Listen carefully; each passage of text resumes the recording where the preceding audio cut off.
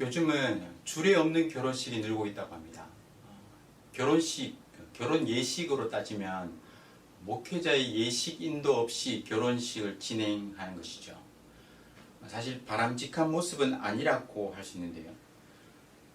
주례사나 설교 대신에 양가 부모님 중 한 분이 축하의 말을 전해요. 주례자가 준비한 그 혼인 서약 대신에 신랑 신부 본인이 직접 작성한 서약문을 읽고 서약을 합니다. 예를 들면 싸우면 먼저 사과하겠습니다.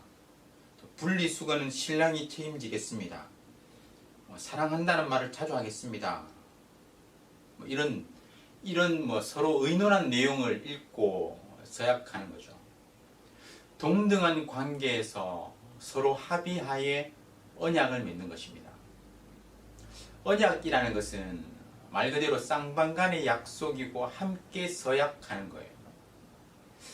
하지만 하나님은 우리와 언약을 맺으시면서 쌍방간의 언약이라고 말씀하시지 않습니다. 성경을 보세요. 내 언약, 하나님의 언약이라고 말씀하십니다. 왜 그럴까요? 하나님의 은혜로 체결되는 언약이기 때문입니다. 우리의 어떤 자격이나 능력이 아니라 하나님의 전적인 은혜로 언약을 맺기 때문이에요. 오늘 말씀에서 하나님은 이스라엘 백성과 언약 체결식을 진행하십니다. 이 언약 체결식은 그 어느 순서보다 엄숙하고 자비롭고 또 은혜가 넘치는 순간이에요. 이스라엘이 준수해야 할 여러 가지 법규가 선포된 다음에 하나님은 이스라엘과 언약 체결식을 진행하셨습니다. 먼저 하나님은 모세에게 아론을 비롯한 이스라엘의 장로 70명을 데리고 시내산에 올라서 먼 발치에서 멀리서 경배하라고 명령하셨습니다. 고대 근동의 전형적인 그 언약 체결 형식을 따르고 있는 건데요.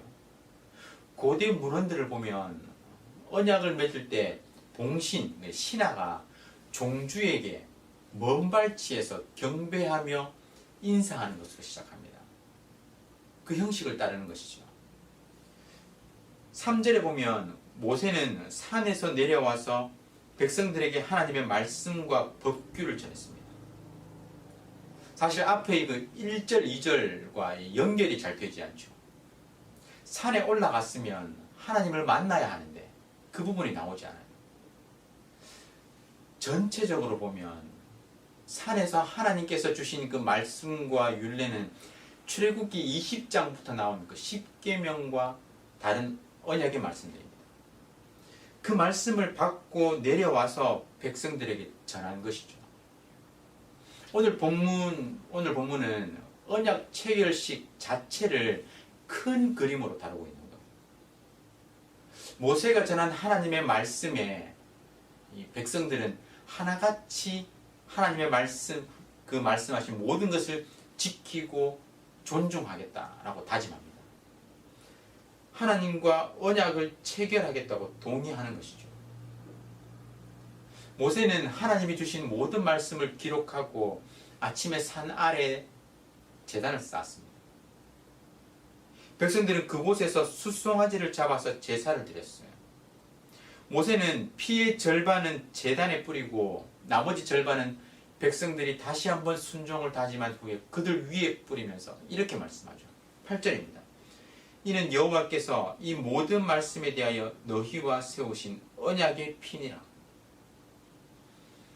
희생동물의 피를 통해서 하나님과 이스라엘 백성이 맺은 언약을 확정하는 거예요. 피의 맹세, 피의 언약입니다. 하나님과 이스라엘이 맺은 언약은 결코 변하지 않고 결코 깨지지 않을 피의 언약이었습니다. 이는 십자가에서 흘리실 그 예수님의 피에 대한 예표라고 할 수 있죠. 미리 보여주는 거예요. 예수님은 제자들과의 그 마지막 만찬 자리에서 잔을 나누시면서 이것은 죄사함을 얻게 하려고 많은 사람을 위하여 흘리는 바 나의 피, 곧 언약의 피라고 말씀하셨습니다. 예수님은 희생제물이 아닌 자신의 피로 보증하시고 구원의 약속을 실제로 이루신 것이죠.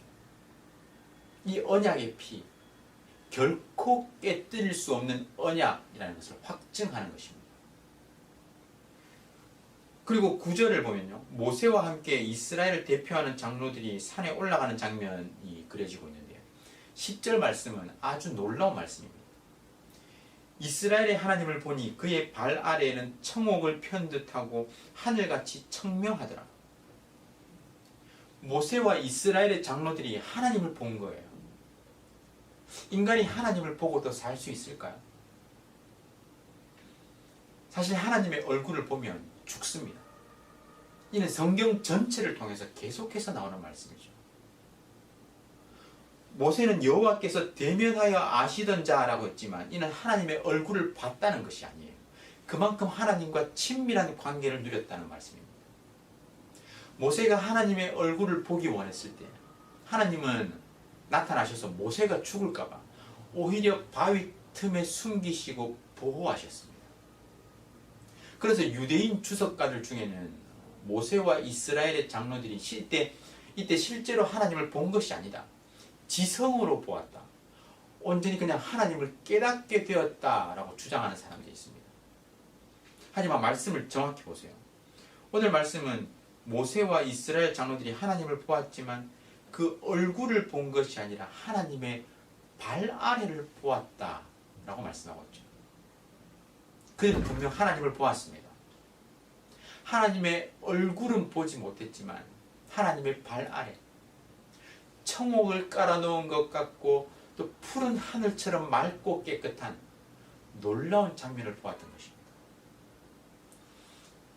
모세와 이스라엘이 목격한 장면은 이스라엘의 역사에 다시는 반복되지 않는 놀랍고 신비한 그런 장면, 사건이었습니다.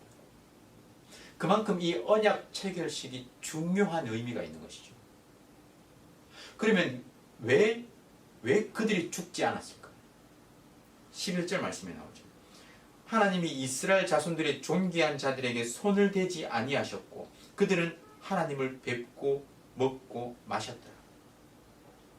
하나님께서 그들에게 손을 대지 않으셨기 때문입니다. 특별한 은혜였죠. 그들은 하나님을 보았기에 죽을 수도 있었지만 하나님이 그들을 살리셨어요. 왜입니까? 장로들은 이스라엘을 대표해서 하나님과 언약을 체결하고 있습니다. 그들은 백성들에게 돌아가서 하나님과 맺은 언약을 알리고 증언해야 했습니다. 그들에게는 중요한 사명이 있었던 거예요. 그 사명이 있기에 하나님은 그들의 생명을 보존하신 것입니다. 여러분, 사명이 있는 자는 하나님께서 살리십니다. 회복케 하십니다.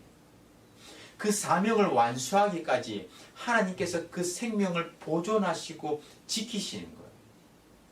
하나님께서 부르시는 그날까지 충성스러운 사명자로 살아가시길 주님의 이름으로 축원합니다. 그러니 염려할 것이 없어요. 사명이 있는 한 하나님께서 살리시고 지키시기 때문입니다. 잔치가 무르익어갈 무렵에 하나님은 모세를 따로 부르셨습니다. 하나님의 율법과 계명을 돌판에 기록해서 주시기 위함이었습니다. 이는 하나님과 맺은 언약의 상징이었습니다. 모세는 아론과 훌에게 자신이 돌아올 때까지 장로들과 기다리라고 말하고 여호수아만 데리고 산 정상으로 향했습니다. 모세가 산에 올랐을 때 구름이 온 산을 덮고 있었어요. 하나님의 영광이 시내산 위에 머무르고 있었던 것이죠. 아마도 그는 6일 동안 조용히 묵상하면서 하나님을 만날 그런 마음의 준비를 했을 것입니다. 그리고 하나님은 제7일에 구름 가운데서 그를 부르셨어요. 모세에게 성막 건축과 또 레위기에 나오는 각종 제사 규정을 비롯한 성결법에 관한 구체적인 내용을 말씀해 주셨습니다. 이 모든 광경이 이스라엘 사람들에게는 산 꼭대기에서 타오르는 불처럼 보였습니다. 이는 하나님의 영광을 나타내는 것이었고 이스라엘을 대표해서 언약 체결에 나선 모세의 권위를 드러내는 것이었어요. 사랑하는 성도 여러분, 하나님께서 이스라엘과 맺으신 언약 체결식은 은혜를 바탕으로 한 사랑의 언약이었습니다. 우리는 사실 자격이나 능력을 따진다면 그 계약의 당사자가 될 수 없어요. 하지만 하나님께서 은혜로 그 언약을 체결하셨고 그 언약의 혜택을 누리게 하셨습니다. 그 언약은 결코 깨어지지 않고 변하지 않는 언약입니다.